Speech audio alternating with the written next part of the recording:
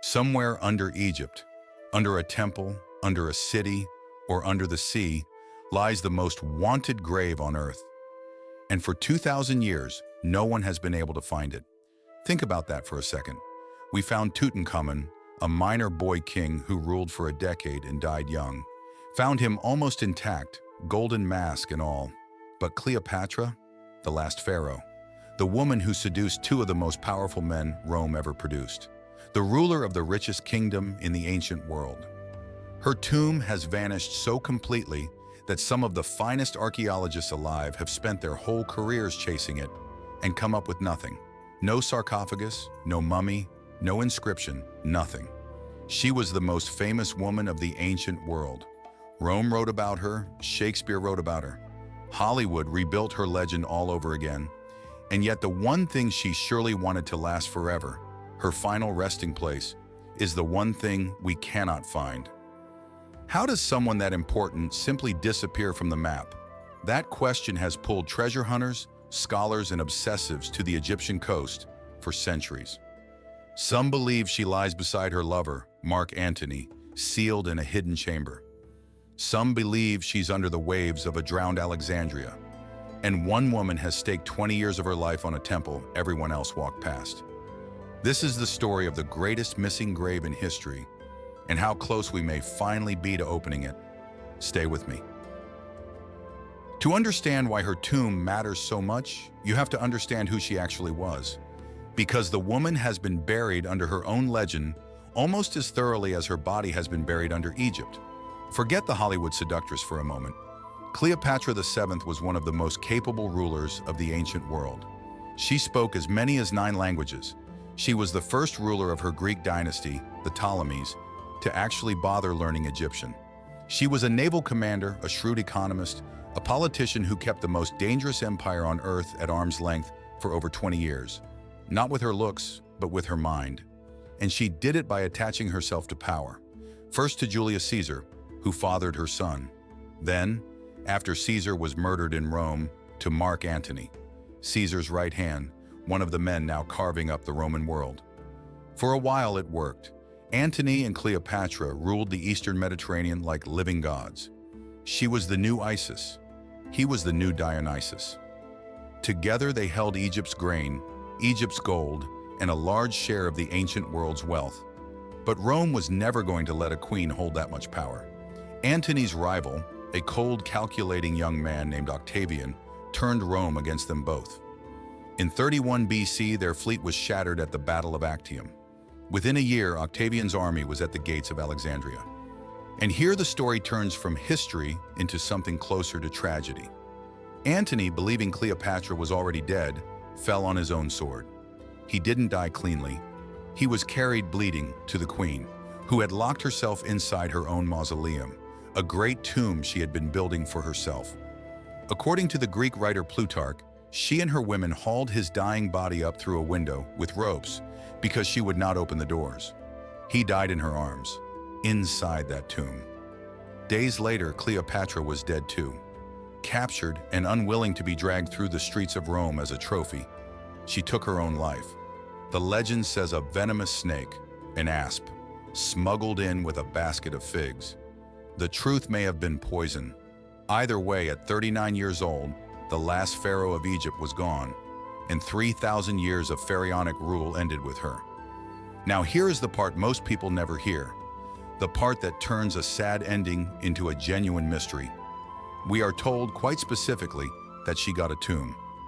Octavian had won. He could have thrown her body in a ditch. Instead, according to the ancient sources, he allowed Antony and Cleopatra to be buried together, exactly as she had wished, in splendid and regal fashion, Plutarch writes. A shared grave, a royal burial, for the woman who had very nearly stopped Rome. So this is not the story of someone who was never buried. It is the opposite.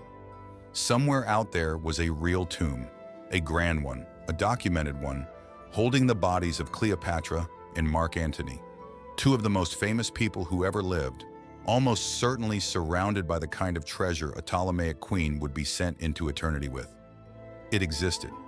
People saw it. Roman writers described her death inside it. And then, at some point over the next 2,000 years, it slipped out of the world's memory so completely that today, we cannot even agree on which side of the coastline to look. Think about the scale of that failure. This is not some forgotten peasant. This is arguably the single most famous woman in human history. We know the year she died. We know roughly how she died. We know she was given a royal burial. We even know the name of the man who authorized it. And we still have no idea where she is. And remember where that tomb stood. Not out in the desert, hidden away. It stood in the heart of Alexandria's royal quarter, a district of marble palaces, temples, and libraries right on the water's edge, beside a temple of the goddess Isis, the deity Cleopatra had spent her life claiming to embody. This was the most visible, most prestigious ground in the entire Greek world. A tomb there was built to be seen for 1,000 years. It was built to be permanent. How do you lose something like that? To begin to answer that, we have to look at what happened to the city that held her. Because at the very moment Cleopatra was laid to rest, Alexandria, the greatest city on earth, was about to begin a slow, catastrophic disappearance of its own. Alexandria was not built to last. That is the brutal, simple truth sitting at the center of this mystery.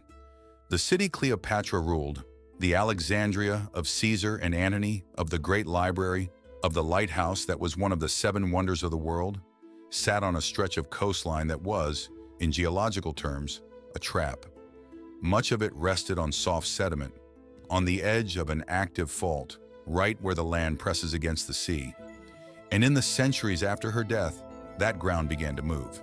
It sank, slowly at first, then violently. Earthquake after earthquake struck the Egyptian coast. The most infamous came on the 21st of July, in the year 365, a massive quake somewhere out in the Mediterranean that sent a wall of water crashing into the city. Ancient writers describe ships lifted over the rooftops and left stranded on buildings when the sea drew back. Thousands drowned in a single morning. And each disaster like it dragged a little more of the old royal city down beneath the waves. Here is what that means for our search. The royal quarter, the Bruchion, the district of palaces where Cleopatra lived, died, and was almost certainly buried, is to a large extent simply gone. Not buried under desert sand, buried under water.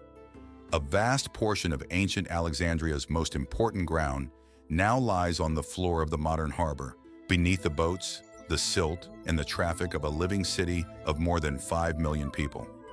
Picture trying to excavate a 2,000-year-old royal tomb under a busy port. That is the problem in one sentence. And that brings me to something I want to say to you directly before we go any deeper. If you've made it this far with me, into the strange gap between what we know happened and what we can actually find, then you already understand what this channel is. We do this every single day. We take the history you were handed in a classroom, and we go looking for the parts that don't add up. The parts nobody quite wants to say out loud. If that's your kind of thing, do me one small favor and subscribe. It costs you nothing, and it keeps these stories showing up in your feed every day. Because here is what they never print on the little museum plaque. The reason we still haven't found Cleopatra isn't only that she was lost. It's that for most of the last 2,000 years, almost nobody was in a position to seriously look. The city that held her was drowning, burning, and being rebuilt on top of itself, over and over again. Think about what Alexandria went through after Rome took it. It was fought over, sacked, and shaken apart. The library, the greatest collection of knowledge in the ancient world, was reduced to ash across a series of fires and conquests. Temples were torn down or converted. The old pagan world Cleopatra belonged to was deliberately erased by the ages that came after it, stone by stone, belief by belief. And every new version of the city was built on the bones of the last one. The modern streets of Alexandria sit directly on top of the ancient ones. You cannot simply show up with a shovel where you think a palace used to be. There's an apartment block there now, or a mosque, or a highway. Whole centuries of history are pressed together underground like pages in a wet book, and most of them will never be opened because a living city can't be demolished to chase a legend. It got so bad that for a long time scholars couldn't even agree on where the city's famous landmarks had once stood. The lighthouse, the library, the royal palaces, their exact locations slid into guesswork, argued over in universities, marked on maps with question marks. If the greatest city of the ancient world could lose track of its own wonders, what chance did a single tomb have? So the trail didn't just go cold, it got paved over, flooded, and forgotten. 3 separate times. For centuries, that was where the story ended. Cleopatra's tomb became a kind of romantic impossibility, the sort of thing people sighed about, but no serious person expected to find. A queen swallowed by her own sunken city. And then, in the last few decades, 2 things happened that cracked the case wide open again. Divers went down into the harbor and found the drowned royal quarter still there, in the dark. And a woman with a radical theory picked up a map, turned her back on the sea entirely, and started digging in a place no one else believed in. Let me take you underwater first. For most of modern history, the sea off Alexandria was just the sea.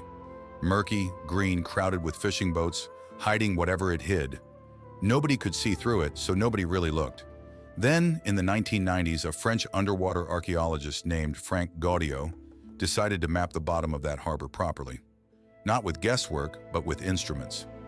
His teams dragged magnetometers and sonar across the water to read the shape of the seabed, then went down by hand into the gloom to touch whatever the machines had found. What they pulled out of that water changed the whole story. Down there, under the modern harbor, was the lost royal quarter of Cleopatra's Alexandria, still in place. Not a few scattered stones, an entire drowned district, fallen columns, ancient paving, statues of gods and pharaohs lying on their sides in the silt, sphinxes face down in the mud, the foundations of palaces and jetties that had slid into the sea and simply stayed there in the dark for more than 1,000 years. Gaudio's team traced the outline of the ancient waterfront, the Portus Magnus, the great harbor, and located the island the old writers had described. Antirodos, a small royal island that once held a palace. Cleopatra's own private palace is believed to have stood on or beside it. Divers brought up a statue thought to be a priest cradling a jar of Osiris, god of the dead. They raised a sphinx whose face may represent Cleopatra's own father. Red granite columns, the scattered furniture of a vanished court, sit with what that means. We now know, as a fact, that the ground Cleopatra ruled from still exists. The palace where she made her decisions. The waterfront where Antony's warships came home. The exact stage where the last act of her life was played out. It survived. Submerged, broken, but there. Close enough to swim over on a calm afternoon. And it wasn't only Alexandria. A little further along the coast, in the Bay of Abu Qir, Gaudio's teams found something even more staggering. 2 entire cities, Canopus and Thonis Heracleion, that had sunk beneath the Mediterranean centuries ago and been erased from the map so thoroughly that some scholars had doubted they ever existed. Colossal statues taller than a man, temples, gold jewelry, inscriptions, a whole lost stretch of ancient Egypt lifted dripping back into the light. So the coastline Cleopatra knew is down there. The proof is in museums now. And that raises the obvious, electric question. If her palace is under the harbor, and her tomb was built beside that palace near the temple of Isis, then is Cleopatra herself lying somewhere in that same black water, a few meters below the hulls of the fishing boats? Plenty of serious people think it's possible. The mausoleum stood in the royal quarter. The royal quarter drowned. The math is simple, and it's seductive. Divers have spent years combing that harbor floor, meter by meter, cataloging thousands of objects, mapping a city block by drowned block. Every season the hope is the same, that this dive, this slab of stone, will be the one that carries an inscription that changes everything. But here is where the dream runs into hard reality. Diving the harbor of Alexandria is a nightmare. The water is filthy, thick with the runoff and sewage of a modern megacity. Visibility can drop to almost nothing. Divers have described working by feel, hands out in front of them in the murk. It's a functioning commercial and military port, so access is limited and sensitive. And 2,000 years of collapse, silt, and shifting sediment have scrambled the ancient ground into a jumbled, buried maze. You are not going to swim down and find a marble door with her name on it. If the tomb is there, it is likely crushed, scattered, and hidden under meters of mud, in water you can barely see through, beneath a city that never stops moving above it. So the underwater search gave us something extraordinary. It proved the world she lived in is real and recoverable. But after decades of diving, it has not given us her. No tomb, no sarcophagus, no queen. Which is exactly why one archaeologist made a decision that sounded to almost everyone else like heresy. She looked at that impossible harbor and she said, she isn't in there at all. She was never buried in the city. And then she went looking somewhere no one else took seriously. A ruined temple out in the desert, 40 kilometers from Alexandria. Her name is Kathleen Martínez, and she did not come from the world of Egyptology at all. She was a lawyer, a criminal lawyer from the Dominican Republic, trained to build a case, to argue, to follow evidence toward the conclusion everyone else had missed. She had been obsessed with Cleopatra since she was a girl, convinced the queen had been slandered by history, flattened into a seductress when she was, in truth, a stateswoman, a scholar, a survivor. And somewhere along the way, that obsession sharpened into one consuming question. Not who was she, where did they put her? Most experts had an answer, and the answer was a shrug. Under the harbor. Lost. Unreachable. Move on. Martínez refused to move on. She attacked the problem the way a lawyer attacks a cold case, by throwing out the lazy assumptions and going back to motive. Not, where is it easiest to look, but where would Cleopatra herself have chosen to lie? And that question led her away from the drowned city, out along the coast, to a half-ruined temple almost nobody was thinking about. A place called Taposiris Magna. Taposiris Magna sits about 45 kilometers west of Alexandria. It was founded in the 3rd century before Christ by the Ptolemies, Cleopatra's own dynasty. It was dedicated to Osiris, the god of death and resurrection, and to his wife Isis. And the name itself is believed to mean something like the Great Tomb of Osiris. Here is why that set Martínez on fire. Cleopatra did not merely worship Isis, she presented herself as Isis, the living goddess walking the earth. And she cast Mark Antony as Osiris, as Dionysus, her divine consort. Now remember the myth at the heart of that religion. Osiris is murdered and torn to pieces. Isis, the grieving, faithful wife, gathers the scattered fragments of his body and brings him back to life. A devoted wife, reunited with her dead husband in a sacred place. To Martínez, that was not just a story, it was a blueprint. If Cleopatra saw herself as the new Isis, then being laid to rest with her Antony, her Osiris, in a temple built for exactly that myth would have been the most meaningful ending she could imagine. And out there, away from the Roman soldiers who wanted her memory erased, hidden behind temple walls, she would be safe, sacred, untouchable. It was a beautiful theory. It was also, to a lot of established archaeologists, a romantic stretch. Taposiris Magna was a real temple. Yes, but the tomb of Cleopatra? People had been chasing that ghost for 2,000 years. And now an outsider, a lawyer with no formal Egyptology pedigree, was going to walk into the Egyptian desert and simply find it? She got her excavation permit around 2005, and then she started to dig. Not for a season, for years, season after season in the heat, funding it by belief as much as anything else. She would say more than once that she believed she was born to find Cleopatra, the kind of certainty that gets you laughed out of a lecture hall, and the exact kind that keeps you digging long after the sensible people have packed up and gone home. And slowly the ground began to answer her back. She found coins struck during Cleopatra's reign, carrying the queen's own face and name, a hard physical link between this temple and Cleopatra herself. She found a carved head that some believe shows the queen's features. She uncovered foundation deposits proving the temple was royal, raised by the Ptolemies. Statues, oil lamps, ritual objects, evidence that in Cleopatra's day, this was no sleepy backwater. It was an active, important, heavily fortified religious site, ringed by thick walls, exactly the kind of secure sacred ground where a hunted queen could be hidden and guarded by loyal priests. Then came the detail that made even the skeptics lean in. Just outside the temple walls, Martinez's team began uncovering a cemetery, tombs of ordinary people, but arranged in a very particular way. Many of the dead had been buried with their bodies oriented toward the temple, facing it, as if reaching for it. In ancient Egypt, people of high status were buried close to a king, a god, or a great figure, hoping to share in the afterlife. A whole cemetery of the dead, all turned toward this temple, is the kind of pattern that suggests one thing, that someone enormously important, was believed to be buried inside. The temple was starting to behave like it was hiding a secret, and the deeper Martinez dug, the stranger and the more spectacular that secret became.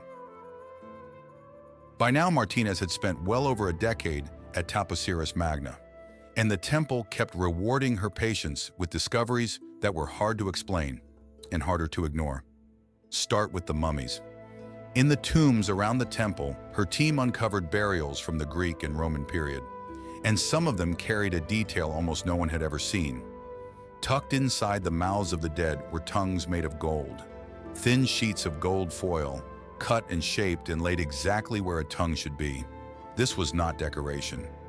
In the Egyptian afterlife, the dead had to speak, to answer Osiris, to recite the right words before the court of the underworld, and win their place in eternity. A tongue of gold was placed there so the dead could speak to the god of the dead himself. And here they were, in a temple of Osiris, in ground Cleopatra's own priests had walked. High-status burials, human beings sent into forever with gold in their mouths so that they could talk to a god. Then came the statues, a headless royal statue, carved heads and busts, one possibly of a Ptolemaic king, ritual foundation deposits, masks, hundreds of coins and objects, season after season, all of it confirming the same thing. This was a wealthy, royal, deeply sacred place that mattered enormously in Cleopatra's lifetime. And then in 2022, Martinez's team broke into something that stopped the entire field cold.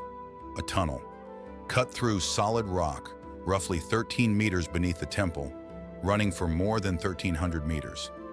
Over a kilometer of engineered passage hidden under the ground. The Egyptian Antiquities authorities described it in an official statement as a geometric miracle. Experts compared the precision of its cutting to one of the most celebrated engineering feats of the ancient Greek world, a legendary tunnel on the island of Samos, and part of it was drowned. The passage sloped downward toward the water table, whole sections of it submerged, running off into blackness under the reach of the Mediterranean. Why would anyone carve a kilometer of flawless tunnel beneath a temple? No one can say for certain. But Martinez said out loud what everyone in the trench was already thinking. A passage built like that could lead to something it was meant to protect. A sealed chamber, a concealed tomb. Something the builders wanted placed deep in the earth and reached only by those who knew the way in. Her team pushed as far into it as they could, wading into water that deepened the further they went, following a passage that someone, 2,000 years ago, took extraordinary trouble to carve and then to hide. There is a complication, though, and it's the same enemy we met under Alexandria: water, earthquakes. The northern coast of Egypt has been hammered by quakes for 2,000 years. The same forces that pulled the royal quarter into the harbor. Martinez believes some of those earthquakes may have shattered and partly collapsed the structures at Taposiris Magna, dragging chambers down and letting groundwater and the sea seep in. If Cleopatra's tomb is here, it may be flooded, buried under fallen stone, sealed behind that submerged tunnel, hidden not once, but twice, first by human hands and then by the earth itself. Which is why, recently, the search finally went into the water here too. In 2025, teams working the coast beside the temple found the remains of a sunken harbor, a lost port, drowned just offshore, along with artifacts scattered across the seabed. Anchors, pottery, stone, signs that this quiet desert temple was once directly linked to the sea, a place ships came to, a place with far more traffic and importance than its ruins suggest today. Every discovery like that tightens the connection and pulls the tomb, if it's here, a little closer to the light. So look at the pile of evidence Martinez has built over 20 years. Coins with Cleopatra's face, a temple to the exact gods she claimed to embody, whose name means the tomb of Osiris, a cemetery of the dead all turned to face it, mummies buried with gold in their mouths, a kilometer-long secret tunnel running down into the water, and now a lost harbor hidden beneath the waves beside it. It is by any measure the strongest case anyone has ever made for the location of Cleopatra's tomb. And yet, after all of it, after 2 decades, after every coin and statue and tunnel, one thing is still missing. The one thing that would end the argument forever: Cleopatra herself. Now, I've laid out Kathleen Martínez's case, and it is a powerful one. But if you've spent any time on this channel, you know I don't sell the tidy version. So let me turn the lights on the other side of the room. Because a great many serious Egyptologists do not believe Cleopatra is at Taposiris Magna at all. And their objections are not foolish. Here is the hardest one. 20 years, 2 decades of digging at one site by a relentless team, and still no tomb. No burial chamber with a body in it, no sarcophagus carrying her name. The skeptics make a simple, brutal point. If the most famous queen in history were truly buried there, wouldn't we have reached her by now? Everything Martinez has pulled from that ground is genuinely remarkable, but none of it is Cleopatra. It proves the temple was rich, royal, and important. It does not prove she lies inside it. Take the coins. Yes, they carry Cleopatra's face, but coins travel. A temple active during her reign would naturally be full of coins from her reign. That's a link to her era, not a receipt for her body. Take the cemetery. All those dead turned to face the temple. To a skeptic, that shows only that people wanted to be buried near something holy, near Osiris, the god of resurrection himself. You don't need a hidden queen to explain why the faithful wanted to lie facing the temple of the god of eternal life. Even some who have dug alongside Martinez have voiced doubt, including Zahi Hawass, Egypt's most famous archaeologist, who has said he hopes she is right but is not yet convinced the queen is there. That kind of honest hesitation isn't an insult. In science, it's the job. And then there is the oldest, simplest theory of all, the one most mainstream scholars still quietly favor, that Cleopatra was buried precisely where the ancient sources say she was, in her mausoleum, in the royal quarter, in the heart of Alexandria, and that her tomb suffered the same fate as everything else in that quarter. It sank into the harbor, or it was looted in antiquity while the treasure was still fresh and the location still known, or it was quietly dismantled, stone by stone, by 1,000 years of a city endlessly rebuilding itself on top of its own corpse. That's the possibility almost no one wants to say out loud. Not that Cleopatra is hidden somewhere, patient, waiting to be found, but that she is simply gone. That the tomb was emptied or crushed or scattered so completely, so long ago, that there is nothing left to find. No golden queen sleeping in the dark, just an absence in the shape of a monument. And yet, the search goes on. Martinez is still digging, others are still diving, because the pull of this one grave is about far more than a body in a box. Think about what an intact tomb of Cleopatra would actually give us. We could finally see her. Not the coin caricature with the hooked nose, not Elizabeth Taylor in makeup, her real face, rebuilt from a real skull, the actual features of the woman who bent Rome around her will. We might settle once and for all how she truly died. The snake or the poison. A 2,000-year-old cold case, closed. We might find Mark Antony laid beside her, the Roman who threw away an empire for her, and learn at last whether history's most famous lovers really were buried together as she wanted. We could read the objects placed around her, the things a living goddess chose to carry into eternity. Finding Cleopatra would not just fill an empty case in a museum. It would close a 2,000-year gap between us and the last pharaoh of Egypt. It would hand us back the real woman buried under all that myth. That is why a lawyer from the Dominican Republic gave up the life she knew for a trench in the desert. That is why divers keep lowering themselves into water they cannot see through. Not for the gold, for the answer to a question our species has been asking on and off since the day Octavian's soldiers sealed that door. Where did she go? Maybe Martinez is right, and the answer is waiting at the bottom of a flooded tunnel, meters from her hands. Maybe the skeptics are right, and the answer drowned in the harbor centuries ago. maybe the cruelest option is the true one, and there is no answer left to find. But before we close this, I want to step back from the digging and the diving and ask what it really means that we can lose a person like this at all. Because the disappearance of Cleopatra is telling us something about history itself and about us. Here is what stays with me about Cleopatra's missing tomb. We like to believe that fame is a kind of permanence, that if you become important enough, powerful enough, remembered enough, you become somehow safe from being erased. Cleopatra is the proof that this is a comforting lie.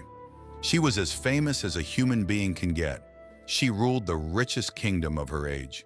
She was written about by her enemies, painted by great artists, played by movie stars 2,000 years after her death. Her name is known in every country on earth, and none of it, not the fame, not the power, not the gold, not the love story, was enough to stop the world from losing her body so completely that we now argue over whether she lies under a temple or under the sea. Think about that the next time you assume the past is solid ground. We picture history as a record, a filing cabinet we can always walk back to and open. It isn't. History is more like a shoreline. The tide comes in. Earthquakes swallow cities whole. Empires build straight over empires.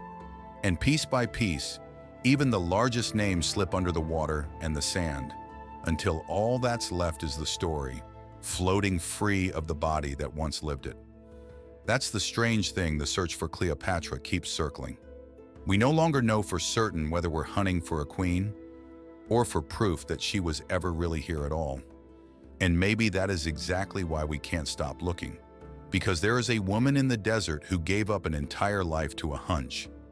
There are divers going down, year after year, into black water, feeling along the floor of a drowned city for a door. There are people who will spend everything they have chasing a grave that might be empty or crushed or long gone. From the outside, it can look like obsession, but it is one of the most human things we do. This refusal to let someone that important simply disappear without a fight. And here is the quiet irony underneath all of it. Cleopatra wanted to be immortal. Every pharaoh did. That was the whole purpose of the tomb, of the gold tongue, of the rituals. You built a monument so that you would be remembered forever. Cleopatra got her immortality, just not the way she planned it. Not through a monument we can visit, a body behind glass, a name carved over a door.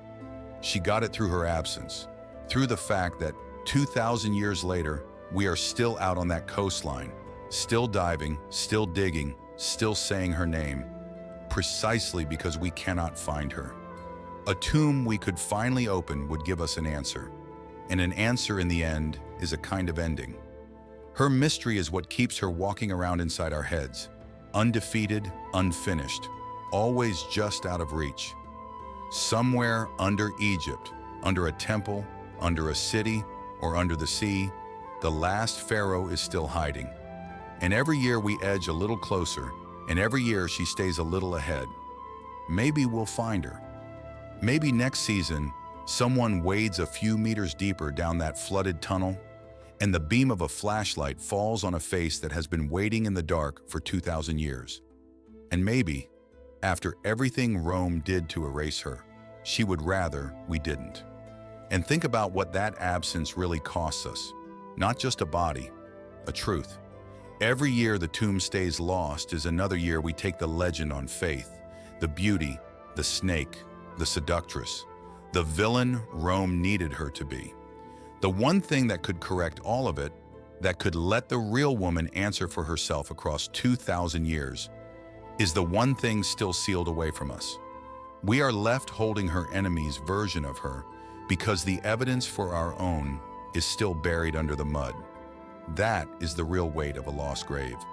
It isn't only that we can't visit her, it's that we can't check the story against the ground. And a people who lose the ability to do that can be told almost anything about their own past. If you made it this far, you already know this isn't the kind of channel that's going anywhere. We put out something like this every single day. The version of the story that survives contact with the actual evidence. Subscribing keeps you in that loop. And if this one stayed with you, send it to 5 people who'd sit through something this long with you. Not everyone will. Some people do. Leave a comment, a real one. Tell me what part of this actually surprised you. And tell me what civilization, what forgotten site, what quiet piece of hidden history you want us to look at next. We'll be here tomorrow, still digging.